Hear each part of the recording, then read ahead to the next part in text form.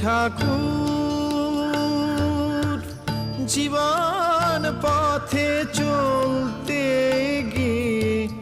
করি যত ভুল, সে ভুল আমার হয় যেন গো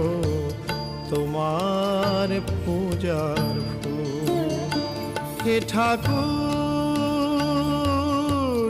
জীবন পথে চলতে গিয়ে করি যত ভুল, সে ভুল আমার হয় যেন গো তোমার পূজা